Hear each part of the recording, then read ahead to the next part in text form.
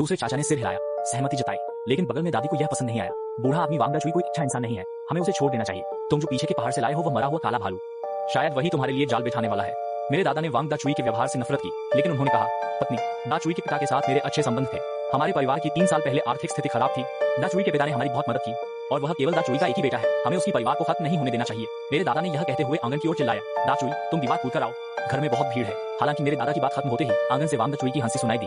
वो हंसते हुए बोला, चाचा, तुम सच में बेकार की बातें कर रहे हो। तुम्हारे घर की बत्ती भी नहीं जली। वहां लोग कहाँ हैं? तुम बत्ती जलाओ, मैं देखूं घर में कितने लोग हैं। उसने यह बात कहने का क्या मतलब है?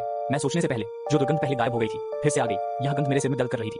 दूसरे चाचा ने आंगन की ओर चिल्लाया, डा चुई भाई, जल्दी आओ, सब लोग घर में हैं, चुंगशिंग भी है। तो मैं आंगन में जाकर देखता हूँ। मेरी दीवार ऊंची नहीं है। वांगडा चुई एक चढ़ाई करके दीवार कूदकर आंगन में आ गया। उसके हाथ में एक फावड़ा था। मैंने भी घर का दरवाजा खोला और जल्दी से कहा, डा चुई, मत रुको, जल्दी अंदर आओ। वांगडा चुई हंसते हुए अंदर आया।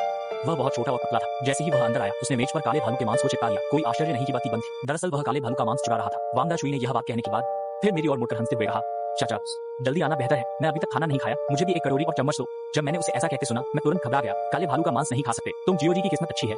अभी आंगन के दरवाजे पर एक काला भालू खड़ा था। वांगडा चुई कुछ सेकंड के लिए चौंका, हंसते हुए पूछा, चाचा, तुम किस काले भालू की बात कर रहे हो? मैं तो नहीं देख पाया। मैंने वांगडा चुई के उस मजाकिया चेहरे को देखकर गुस्से में उसे पूछा, वांगडा चुई, क्या पहाड़ पर मरा हुआ काला भालू तुमने मारा था? तुम जानबूझकर मेरे परिवार को नुकसान पहुंचा रहे हो। वांगडा चुई कुछ सेकंड के लिए चौंका, एक निर्दोष चेहरे के साथ कहा, भाभी, मैंने तुम्हारे परिवार को नुकसान नहीं पहुंचाया। कुछ दिन पहले मैंने सच में काले भालू पर गोली चलाई, लेकिन वह भाग गया। मुझे नहीं पता कि तुम्हारे परिवार द्वारा लाया गया काला भालू क्या वही है जो मैंने मारा था या तुमने मारा था। यह मरा हुआ काला भालू पहाड़ पर जीवित काले भालू को नीचे लाया। तुम स्पष्ट रूप से हमें नुकसान पहुंचाना चाहते हो। तुमने मुझे गलत समझा। मैंने जो काला भालू मारा वह तुम्हारे परिवार द्वारा सस्ता लेकर वापस लाया गया, और तुम कह रहे हो कि मैं तुम्हारे पूरे परिवार को नुकसान पहुंचाना चाहता हूं। और मैंने अभी तक बाहर इतना समय बिताया, कैसे मैंने जीवित काले भालू को नहीं देखा?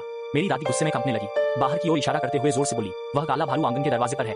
अगर काला भालू आंगन के दरवाजे पर नहीं है तो क्या करें? अचानक चमक उठी। उसने मुस्कुराते हुए कहा, ठीक है, अगर यार्ड के दरवाजे पर काला भालू नहीं है तो चाचा और चुंगशिंग को मुझे काले भालू का मांस मेरे घर लाने में मदद करनी होगी। तुम खुद को खतरे में मत डालो, काला भालू पास में ही है और यह भालू इंसानों को खा चुका है, बहुत क्रूर है।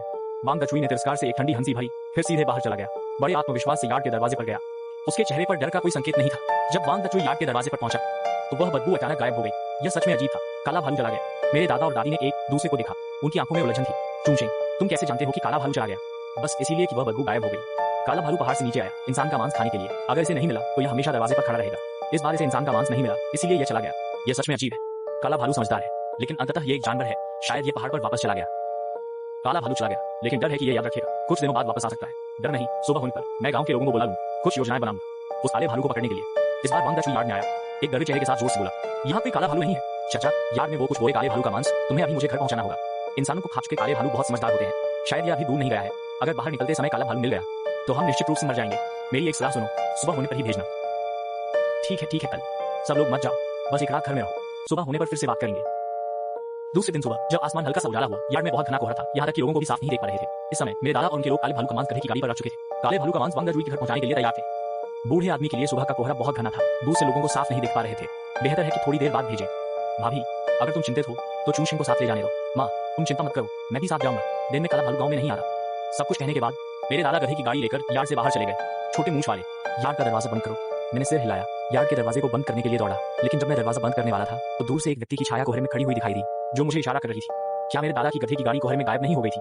कौन मुझे इशारा कर रहा है? जब मैं उलझन में था, मेरी दादी ने एक आवाज में कहा, छोटे मूंछ वाले, तुम क्या देख रहे हो? जल्दी दरवाजा बंद करो। दादी, कोई मुझे इशारा कर रहा है, मैं नहीं देख पा रहा कि वह कौन है। मेरी बात खत्म होते ही मेरी दादी का चेहरा बदल गया।